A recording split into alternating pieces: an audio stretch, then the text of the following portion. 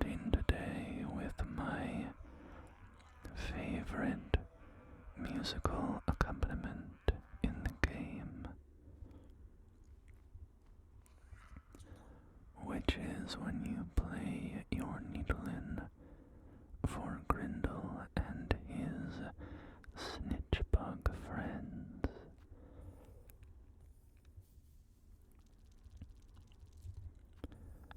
Their screaming voices are very entertaining to me.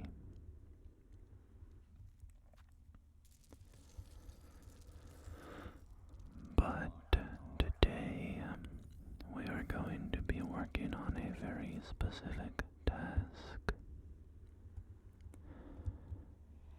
Minor spoilers for the end of Act 2 in Silksong.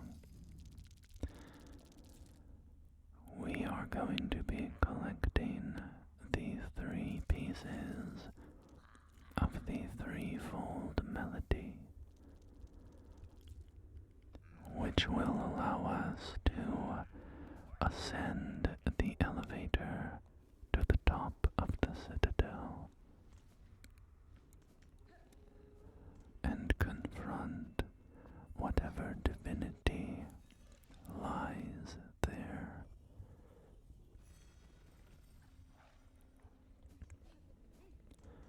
So, we will be bouncing all around the Citadel to acquire these melodies.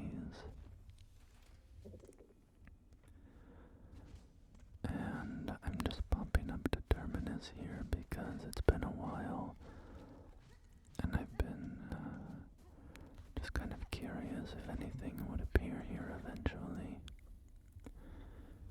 Due to unacceptably high injury and unsanctioned deaths, Ventrica travel shall henceforth be denied to all.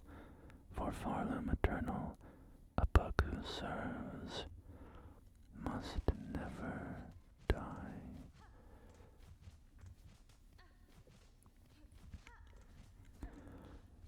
But it doesn't seem that anything has changed up here, so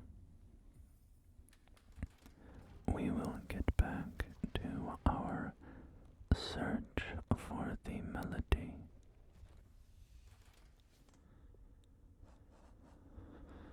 So here on our map, we can see the objectives, and the first one here is the Conductor's melody.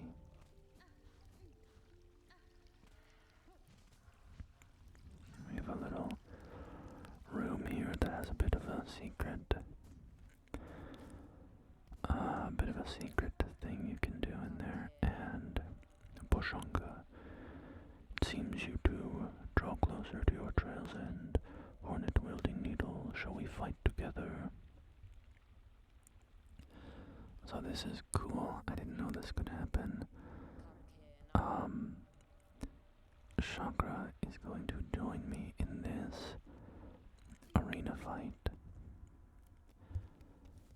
I have tried this fight once before, and I got to the part where there were 2 of the giant hammer-wielding enemies. And I said, you know what, I do not want to fight through this entire gauntlet multiple times just to try to beat those dudes, so I left and have not been back for a very, very long time. But I guess if you complete Shakra's quest, she joins you for this fight, which is a cool addition. I have enough masks and silk and stuff. I've been very heavily upgraded since the last time that I was here, so I don't think it would have provided too much trouble at this point, but it's cool. cool to have Shakra with me, who is a woman, I've learned. I will keep using the more masculine voice that I've established for her in my previous videos, but I have learned that Shakra is a woman, and I've also learned that Sharma is a boy, which I was definitely treating him as a girl, so. Yeah, listen, it's hard to look at a bug and judge their gender. Don't really have much context for how they typically present themselves, right?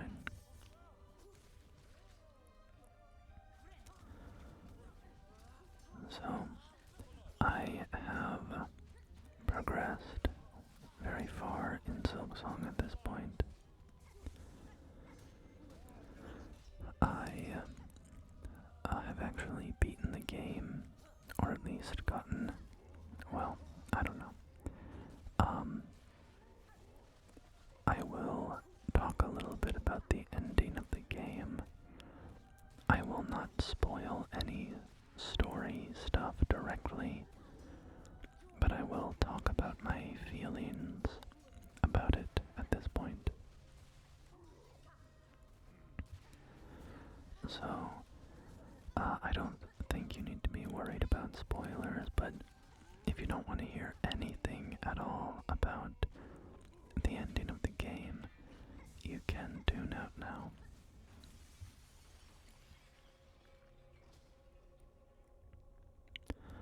Actually, I'll talk to Shakra first. Bakana, a battle well won. The haunted bugs have been defeated, and the way forward is yours. Let us meet again soon, away from this dreadful citadel. And we will also talk to whoever is up here. A conductor behind a veil. Conductor Ballador, a visitor. Now this is rare. I must apologize for not rising to greet you. After an age spent sickly, I find myself unable to lift from this bedchamber. I hope, good pilgrim, our citadel has shown you the courtesy deserved of a bug devout.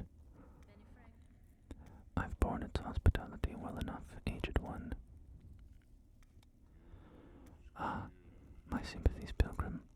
We have fallen so far, and now, sadly, if you've come seeking aid or understanding, I fear I too shall disappoint.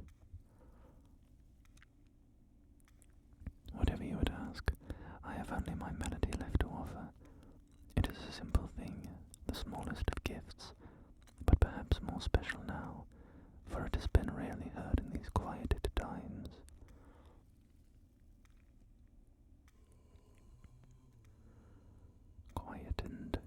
Quieted in these quietened times is what the text said. Is that a word? Quietened. Quieten. Quieted. I mean quieten. I guess that is a word. I would have said quieted in these quieted times, but if you can quieten something, then I suppose something could be quietened. Our song upon a silken thread, such a beautiful sound, so long absent from our halls. Keep safe our melody, good pilgrim. You shall likely be the last to receive it.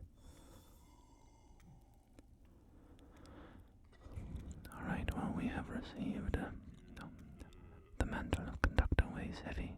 Had I known the cost before its bearing, would I have accepted the duty?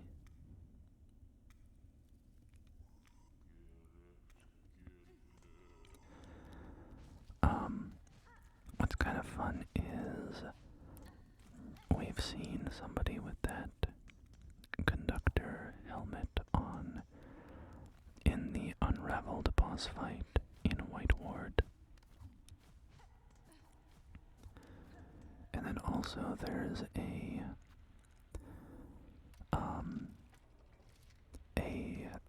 cylinder, a music cylinder that we can listen to called something like The Last Surgery of Conductor blank. I can't remember his name, but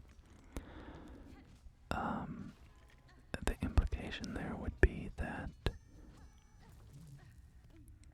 you know, that conductor with the surgeries that are done to prolong the lives of the bugs of the Citadel and inject them with silk. Seems that the conductor's surgery failed and he was dumped into that pit full of the unraveled.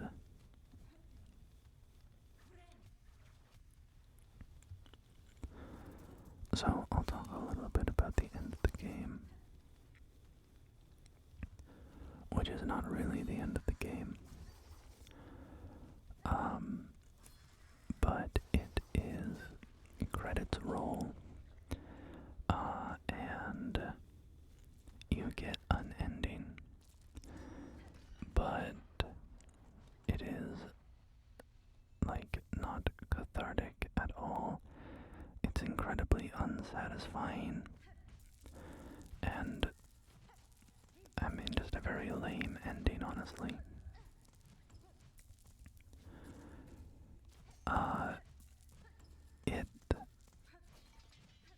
I don't know. It left a sour taste in my mouth a bit, to be honest. How they've structured the end of the game. You have to be very completionist. This is some of what I've read online, so if anything is wrong here, then, you know, my opinion will change, but what I've read online is that you have to do all of the side quests and find all of the fleas to begin Act 3, and I have begun Act 3 because I did all that stuff just naturally as I was going along. But I don't know, something about the kind of just getting this really bad, unsatisfying ending. And also I think the final boss of that ending is like incredibly easy. I fought the final boss twice. Once to get the bad ending, and then once to initiate Act 3. And I beat that boss without losing either time. So that was sort of unsatisfying, I guess. I don't know, yeah, there's something strange to me about having this end to the game that is so unsatisfying and so sort of unpleasant and unfulfilling, that it so obviously is basically telling you, like, don't stop playing, keep playing, there's more to the game. But then also gating that more of the game behind a lot of completionist stuff. You know, yeah, I just found it kind of unsatisfying and kind of annoying, even though it didn't really slow me down, because, as I said, I had already done all of that completionist stuff just as I was going along. But yeah, I just think about somebody who gets that boss fight and they think that's the end of the game and they stop playing, and like, what a lame way for Silksong to end. So it's it's obviously not the end of the game, but I don't know, to be honest, I've been experiencing this sudden lack of like motivation to play it now that I've beaten the game, or rather gotten that ending, and found it kind of unsatisfying. It sort of diminished my motivation. I can't really say why, I don't know, but I will push through, I'm sure.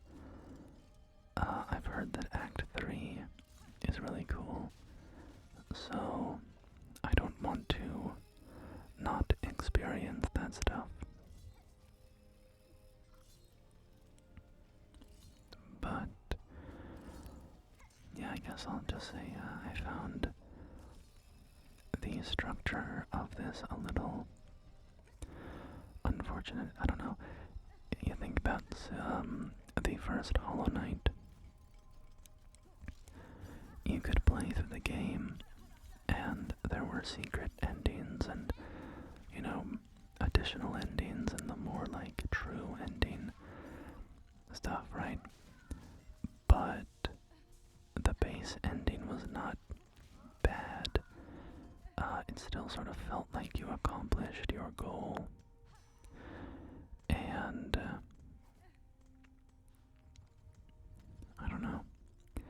This ending just didn't have the satisfaction that the base game Hollow Knight ending had to me. Also, to collect the architect's piece of the melody, we have to solve this little puzzle. Puzzle is a strong word. It's just, I mean, it's basically like that little game as a kid, where you could rotate the segments of like a block that has people drawn on it, different pictures of people on it, and you could rotate the segments to change out their torso and their legs and their head. It's basically what you're doing here, just matching the music notation.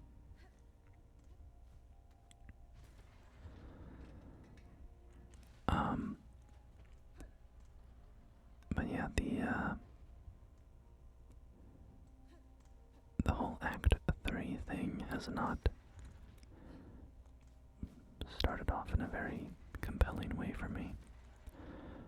Also because, holy cow, the double damage stuff before.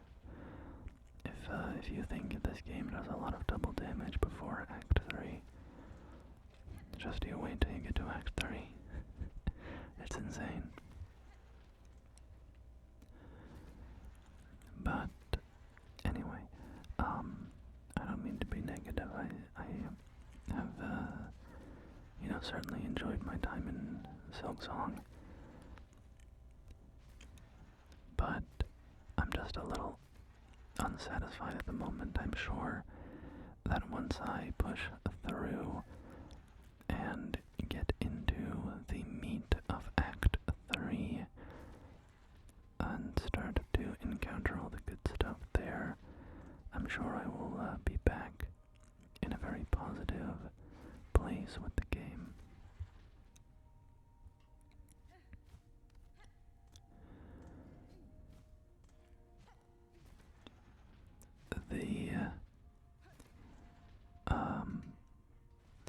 The fleas are a very fun expansion of the grubs from the first Hollow Knight. In the first Hollow Knight, you would find these grubs and you could revisit the grub father periodically to get rewards.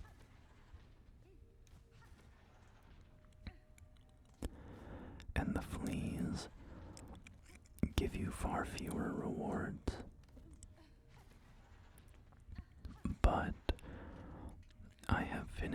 the Flea quest line, and there's a really fun segment at the end that I enjoyed quite a bit. Here we have the Architect's melody playing along, so we can pull out our trusty needle in and repeat what we've heard.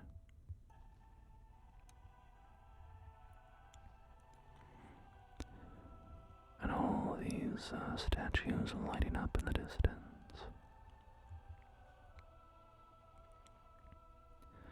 Learned the Architect's melody, one part of the threefold melody, entrusted to the industrious architects.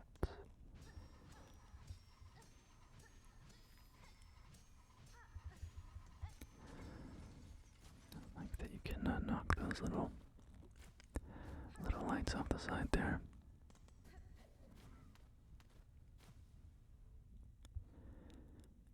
The character design in this game is quite fun. Like just the shape of these bugs as you're searching for the threefold melody.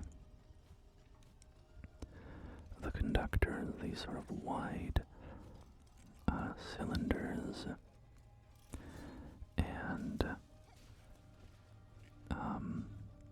the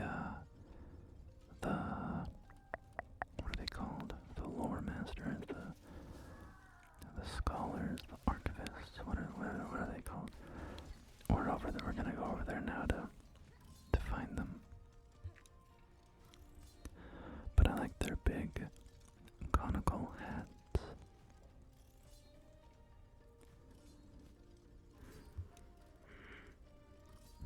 I'm a little tired, Leone.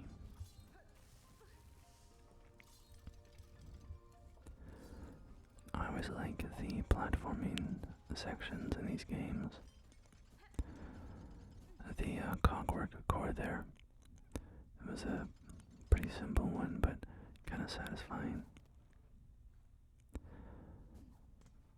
Alright, so I'm popping over here for a little rest, a little lie down.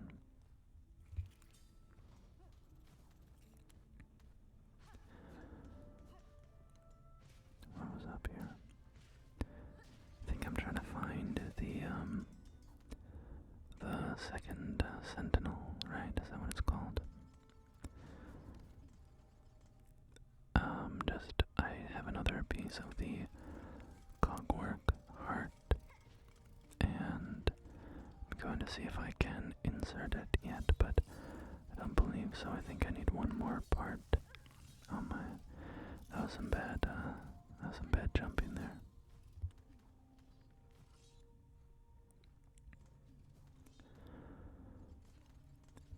At this point in Silksong, the difficulty conversation, I think it's not too bad.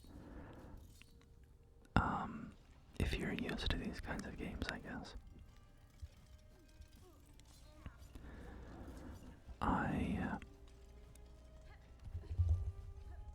I struggled a little bit at the beginning,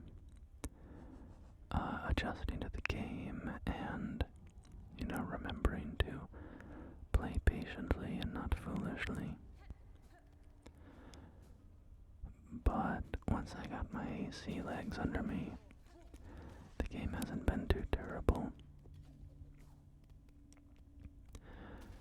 And there are some elements that are pretty punishing. Stuff like how healing works, where if you get hit while you're healing, you lose all of your silk, which is pretty brutal.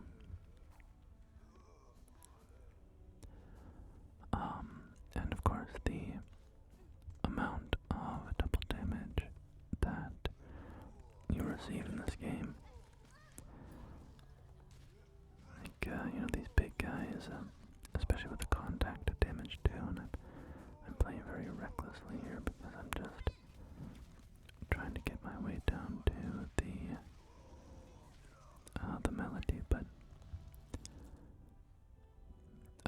is something I feel it would.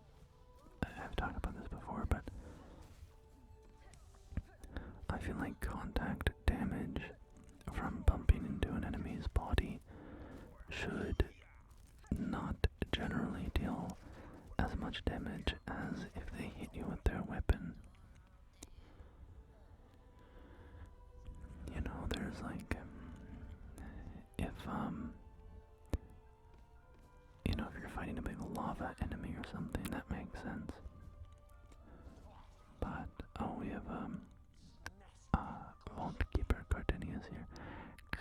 What has he brought it? Sell our Psalm cylinders.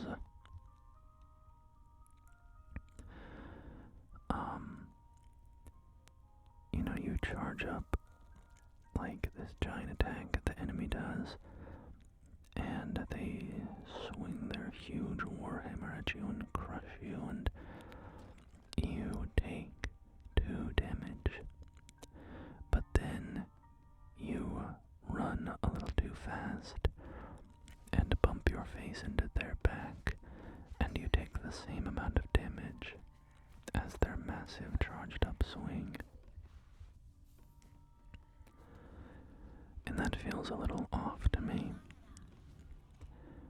I think it would be nice to, you know, treat the severity of damage a little differently. You know, I found, something in this game that does 3 damage when you get hit by it. And, you know, it's supposed to be this massive super special attack. And so the fact that it does 3 damage does sort of land that way. It does make it seem ultra big and special and dangerous. But if that boss, you know, every time I bumped into them, just did 3 damage, then their ultra special super attack wouldn't be ultra special and super. It would just be, oh yeah, that boss is really dangerous, they do 3 damage.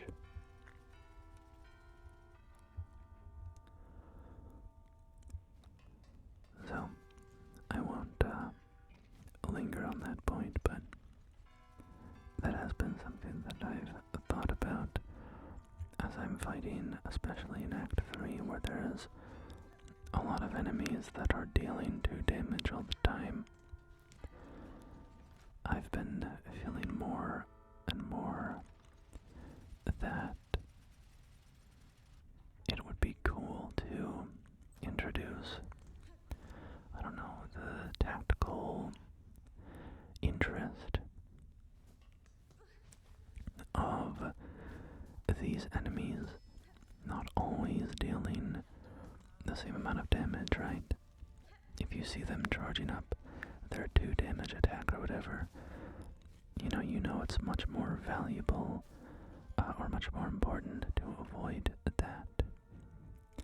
Maybe you, at that point, just charge into them recklessly, like try to dash over them, because you know that even if you get the contact damage, you'll still end up better than if you got hit by the weapon. And that adds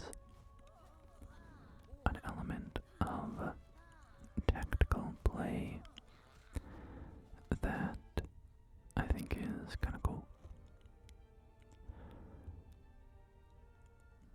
But anyway, we are in the Whispering Vaults with the Vault Keepers. That is what they're called, the Vault Keepers. And we are trying to find our way down to that last piece of the melody. And I have no idea how to get down there, so I am just wandering around blindly. I've been seeing a ton of stuff online with Silksong, with the the speed running and the challenge running and stuff, it's all already beginning. And it's cool seeing the sequence breaks that people are finding and the tricks you can do to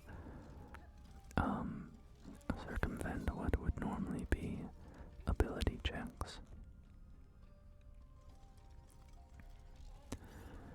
And also fun stuff like soft locks. There's a channel, I think their name is Kilroy was here, and they have been doing a lot of this stuff and finding some soft locks as well. But we're putting in the cogwork heart now. Woken is this sentinel, functional is its shell. This is the second sentinel. Still devoted is this sentinel and awaiting your commandment. You speak, Gilded One. I've no command for you, but my curiosity is piqued. You call yourself a sentinel. What is it that you are charged with protecting? Defense of the sacred Citadel and the voices that fill it is our eternal duty.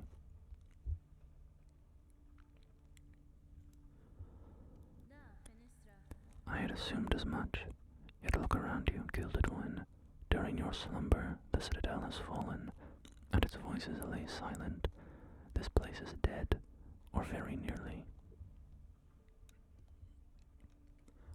Some would argue that standing guard over a kingdom's corpse is a foolish task, empty of meaning. I wonder then, will you still hold true to your charge? Eternal is the Citadel, eternal is the devotion of the sentinels.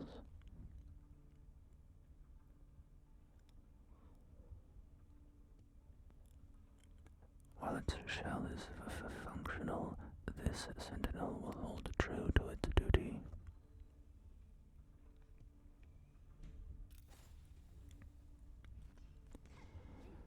And off flies the second sentinel. And we can start encountering them in the Citadel, attacking enemies.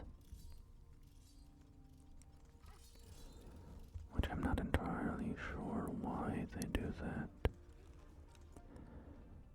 Because presumably all of the enemies controlled by Thread are...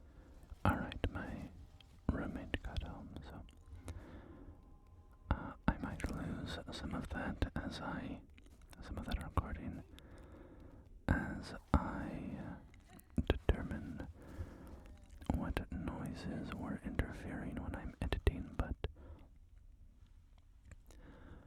what was I saying? I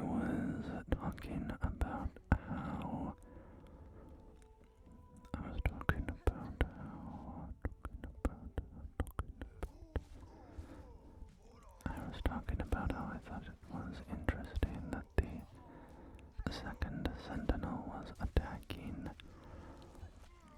bugs of the Citadel when they would presumably be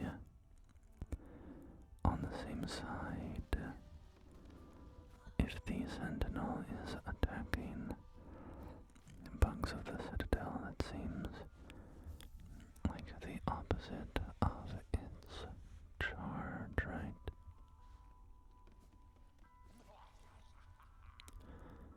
Cardinias.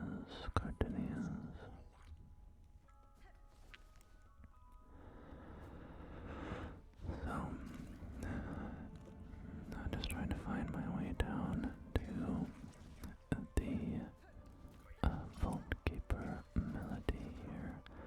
I love these little spider guys that crawl around with their big hats. And these guys, those little, like, bat-like things,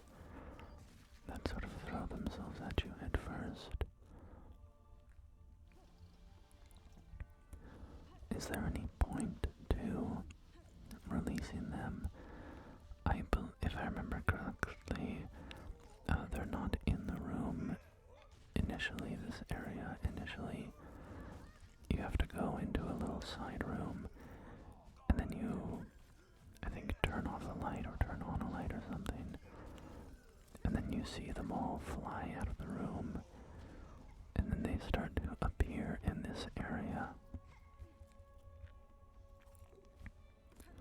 So is there any benefit to doing that? Do you have to flip that switch for some purpose, some boss fight or something? Because otherwise it just seems like something you should avoid doing, right? It just introduces more bad guys for you to deal with.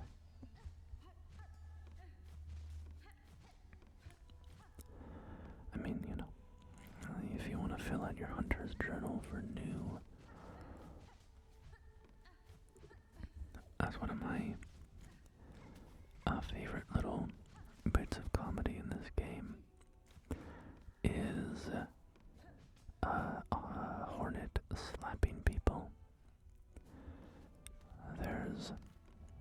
It's sort of a recurring gag where some character will start creeping their way up to Hornet, and then Hornet will just whip out her little bug arm and slap him across the face. It's happened with Grindel, where he's like, "Let me look in your pockets." And it happens with New when she wants to kiss you, I think. Does she want to kiss you? No, she wants to, like, taste you, right?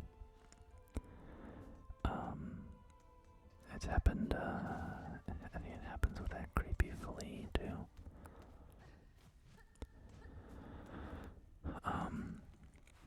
But yeah, it's a funny little bit, and New is a little weirdo. What is New? If you're unfamiliar with the game, there's this character named New, and she is like this little pink creature. You don't even know. I mean, she looks like a little alien is what she looks like. And she's obsessed with the creatures of Pharloom. She wants to know more about them and like what they taste like and smell like and stuff.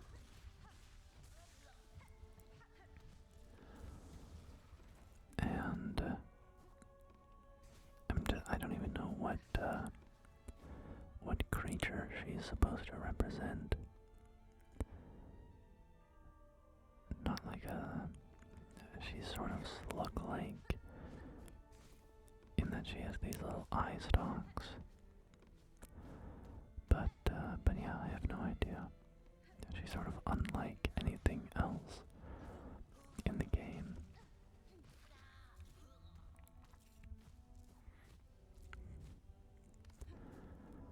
Also, rosaries are not a concern anymore. I'm hoping that there's going to be some more merchants soon in Act 3, because right now I am just accruing more and more rosaries with nothing to spend them on. Actually, that's not true. I could go buy stuff for my house in Bellheart, but I just haven't done that because it's all useless stuff. I mean, it's like, I think it's all useless. I think it's all just sort of decorations for your house. And I didn't want to spend my money on that in case I encountered a merchant that actually had something useful to sell me.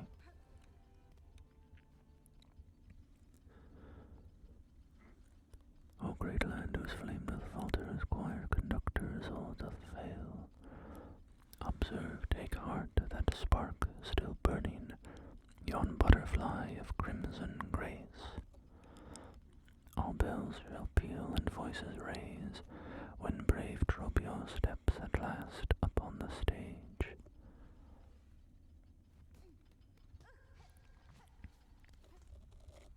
So we have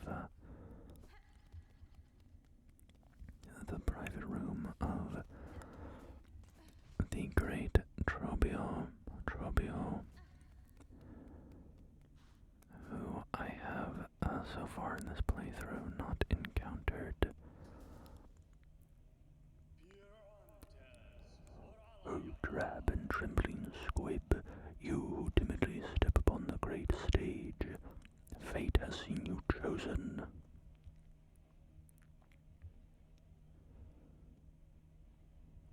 Cast away your fear and join me as my partner.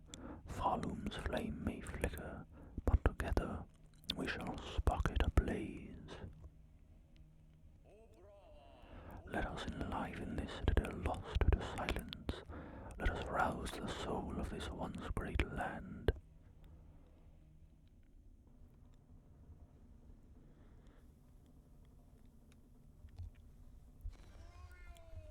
Trobbio. So we have a vainglorious butterfly here named Trobbio. And this is my first time encountering this boss. But I like his style, I like his theatrical presentation. So I like his character design.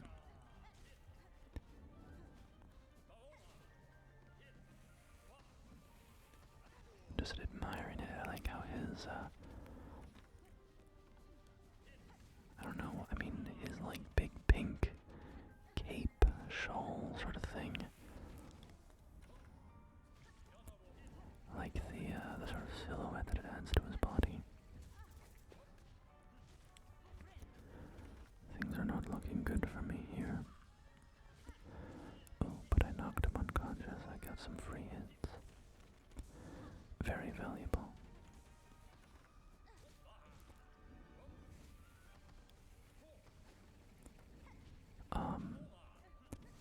Yeah, one of my favorite bosses I also encountered recently. I'm not sure if I've talked about this in a previous video, but that was really bad to take damage there. That was very, very bad for my silk stores. Uh-oh. Uh-oh, I think we might be cooked, chat. Yep.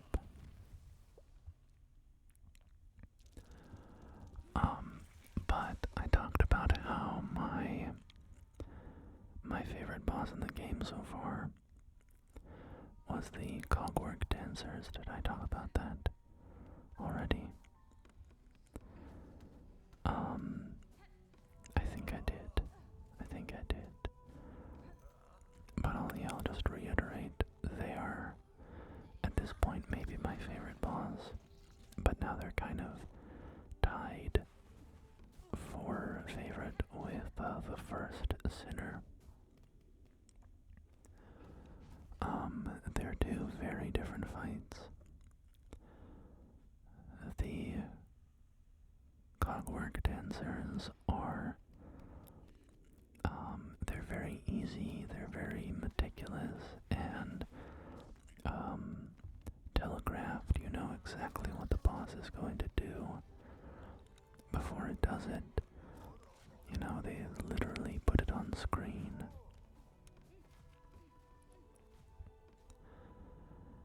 And it's just very satisfying to play through. So I like the cogwork dancers a lot. But I recently played and beat the first sinner, which was an extremely high speed fight, very kind of high octane. The first sinner is teleporting everywhere, and at first I fought them once and I was like, how am I supposed to do this? They are so fast. By the time I get over to them, they're already gone. And jumped into the tornado there. The lucky dice, by the way, I really enjoy that tool, the lucky or the magnetite dice is how they're called. But, having a chance to avoid damage every once in a while is really nice. But yeah, the first sinner, you have to play very aggressively and sort of sprint constantly or near constantly, because they're not going to stay in one position for very long, and so you need to be charging at them as soon as you have an opening to get some damage in. You can also, learn their moveset well enough to find some additional moments where you can get a down dash in or something like that.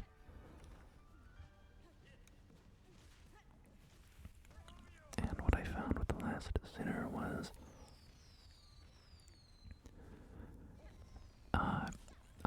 I tried them once and I was like, holy cow, this is gonna be so hard. And then I tried them once more and sort of found the footing, and like using a lot of charge attacks, I really enjoy the also I'm getting smacked around right now. I really enjoy the charge attack in this game, where you're sort of sprinting forward and then you transition that into an attack. And in particular, I like the Reaper's charge attack, which is the crest that I use, because it launches you up into the air. You do this upward slash, which carries you upward, and I really, really like it, because you can sort of use that as a defensive movement as well, because it immediately takes you up and out of the path of the enemy, right? So, you can charge in for these sort of quick hit-and-run strikes, where you sprint in, hit the boss, and then you're already up in the air to double jump and dash or whatever, away from the boss's attack pattern.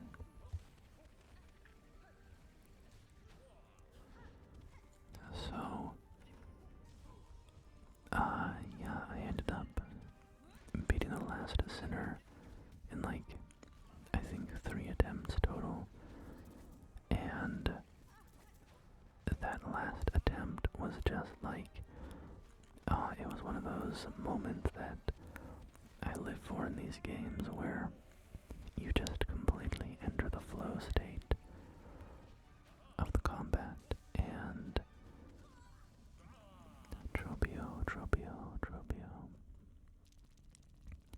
Trobbio beating me again.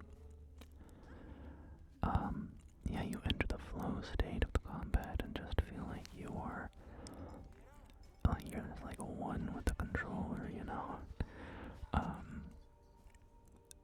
So I really loved the last sinner, and I don't know if I'm going to play this game again to, get more achievements or whatever, because, that's just, it's a lot of time. But if I do, I am definitely going to be looking forward to the last sinner boss fight again.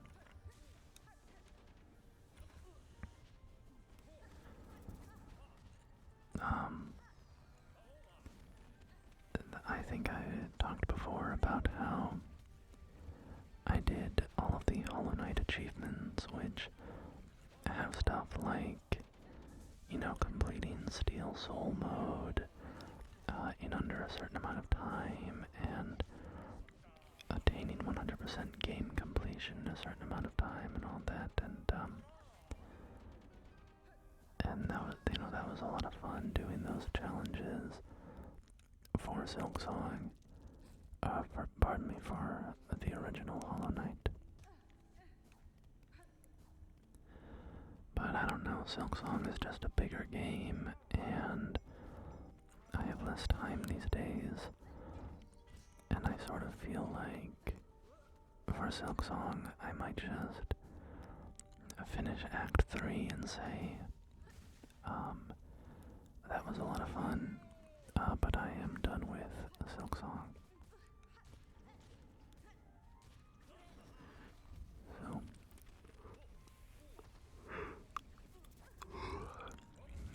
sorry, yawny boy, yawny boy.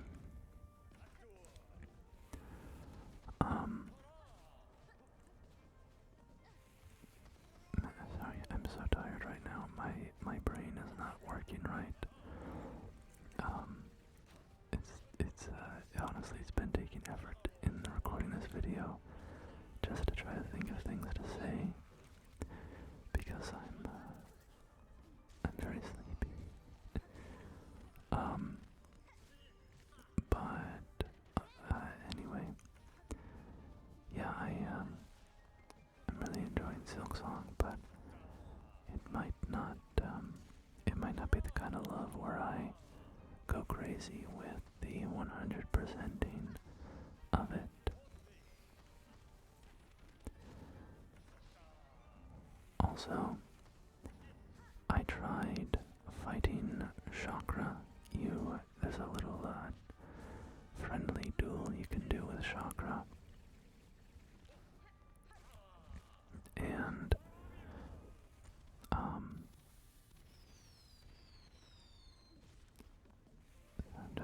I'm transfixed by Trobbio. He's so beautiful.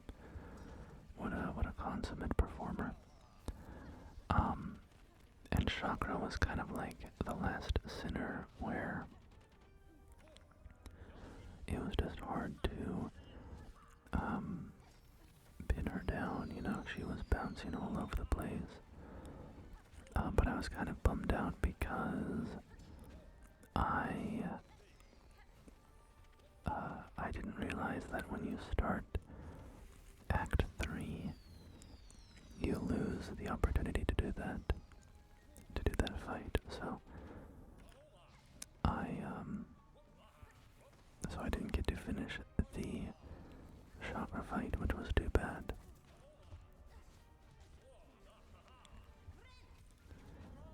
I did find a fight with Garamond and Zaza, but they were not very powerful.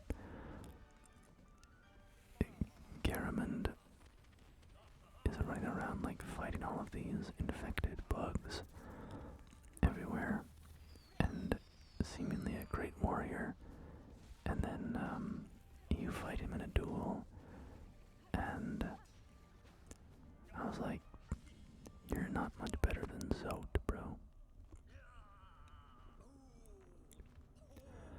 Oh, there goes Trobbio.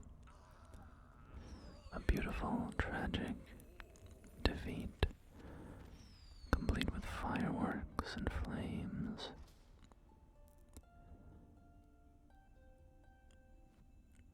Sing a little dirge for him on my needlein. We get a claw mirror. When binding emits a dazzling flash that damages surrounding enemies. Could you combo that with the witch? The witch crest to get some real nasty binding damage off. I don't really know how the witch crest works. Do you only heal if you hit people with it? Pretty much as soon as I finished that quest, I swapped off and put back my Reaper crest. Also, with Trobbio defeated, we can ride this elevator down, down, down. Very, very far down in the Citadel.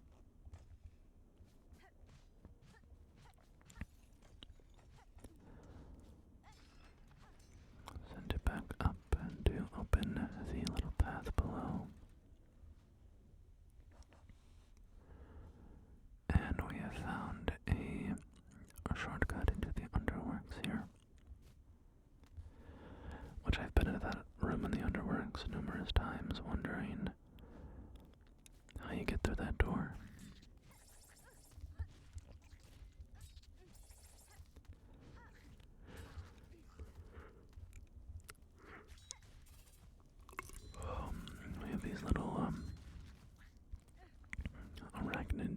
lizards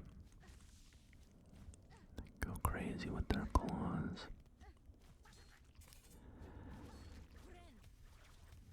So we are on the trail of the Vault Keeper melody now. Defeating Trobbio proved to be the key to getting up to the melody, so just exploring around here, seeing where the path will take us.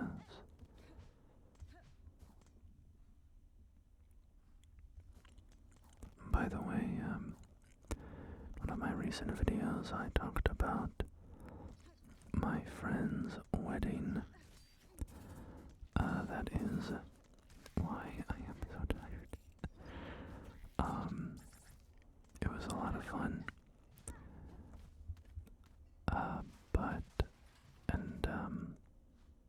I gave a couple of speeches at different events throughout the weekend. And I think that went well. I was kind of nervous about those, but people were very kind and said I did a great job, so I guess they were okay. Yeah, and then there's just a lot of, partying and stuff, and I am a little worn out from it all. I'm still recovering from all of that nonsense, so hopefully my next videos will be a little more awake, so I recover from the shenanigans. But I was so happy for my friend. I was getting all teary. I was standing up by the officiant.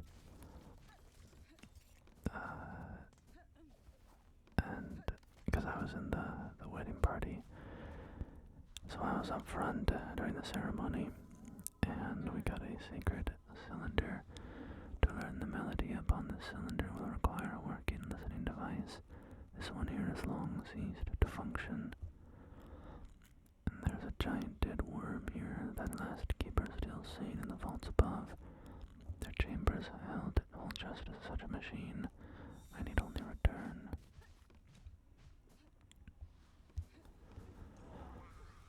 So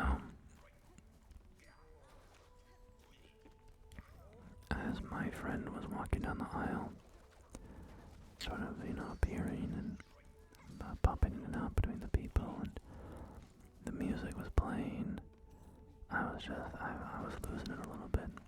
I was like, oh my God, my friend, it's so beautiful. Such a happy day. I was overcome. Then we partied late into the night, and then they got in the car and drove away off to go do whatever it is married people do after they get married. Which I have to imagine, and I'm not married, but I gotta imagine that they're not usually just going back and having sex, right? You're probably really tired, right? That's what that's what the joke is always, right? Like, oh, they're going back, we know what they're gonna get up to. But I have to imagine that after all the stress of the wedding and everything, you probably just conk out. Anyway, Gardenia's Vault Keeper, I recovered a psalm cylinder in the dark chambers below here. I believe it contains the melody unique to these vaults. I would have you play it for me now. She has visited the Pontiff's depths and stolen the sacred song. Where is your respect, Weaver Spawn? Our venerable dead deserve better than to have their chambers transgressed by your filthy foraging.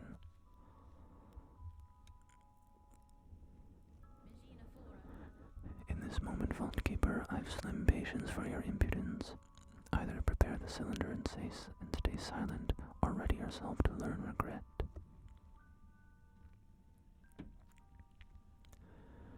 give the psalm cylinder and play the third part of the Threefold melody. The weaver spawn, she has found it, our pontiff's sacred cylinder, stolen from the dark below. Never, states our law, never must our melody pass to a bug-not keeper, but you, fool weaver, would shatter those tenons with reckless ease. Your pontiff is gone, vault keeper. Your fellows have fallen to husk or thread. What laws once bound of these vaults died with them. Fine, cursed she, claim the sacred song, and bane to you if we both are damned forever for it.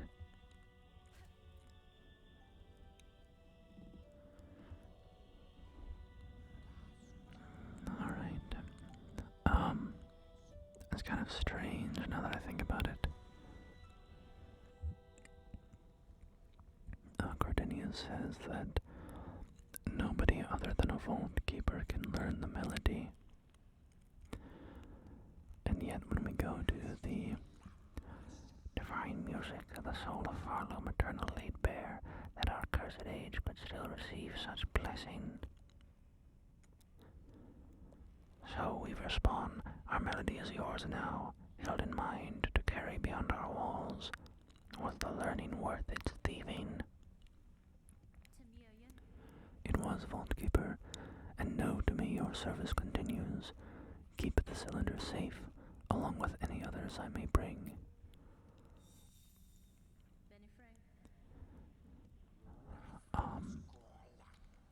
It's strange to me, because when you go to the elevator,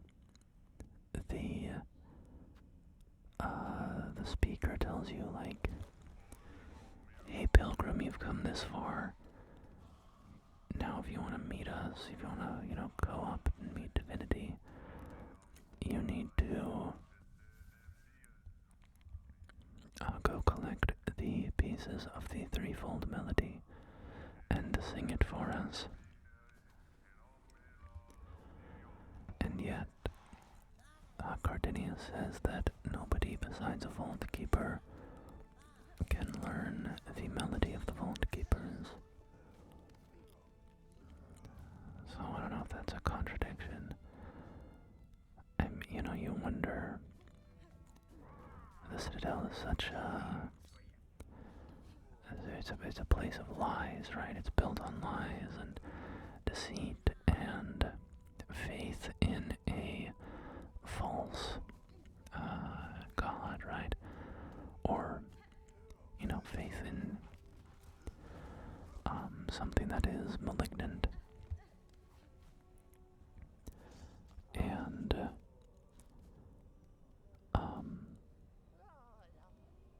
so is the idea that you're just never supposed to actually learn the Threefold melody. Is it intentionally impossible?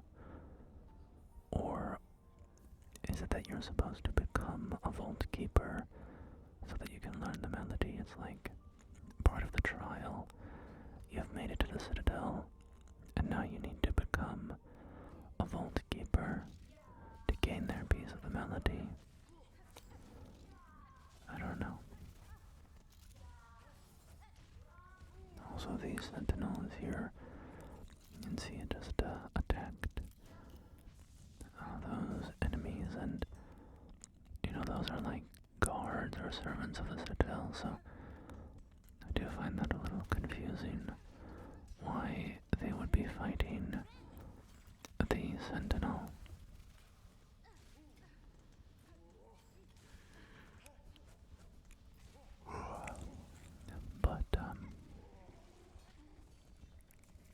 But anyway, this is very exciting. We are almost here. So we will activate this again. Pilgrim of Pharloom eternal, you rare chosen who hath ascended to this final threshold, listen to our wish, deliver it, that you may rise above and see your pilgrimage end. We would hear the song of the architects at the core of our citadel.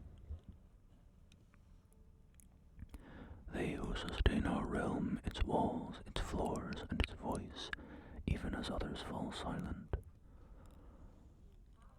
We would hear the voice of the keepers within their grand vaults. They who guard our history, our prayers, and our secrets across the ages. We would hear the melody of the conductors high in their gleaming towers. They bury in the heaviest mantle who would guide our land ever on to greatness.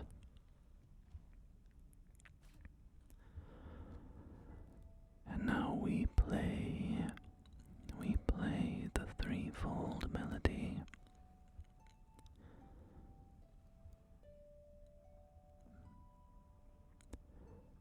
So that we may ascend to Pharloom's peak. Pharloom's peak. The architect is satisfied. The vault keeper is satisfied. And the conductor is satisfied.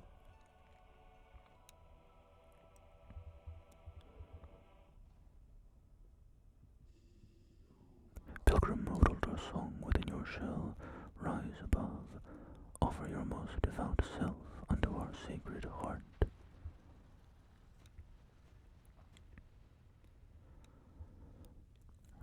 And there we have it.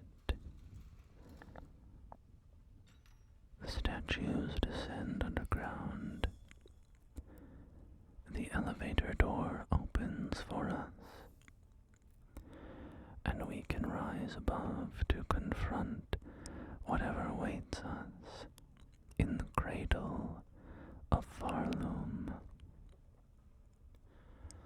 So thank you for joining me in Silksong today, and I will see you next time.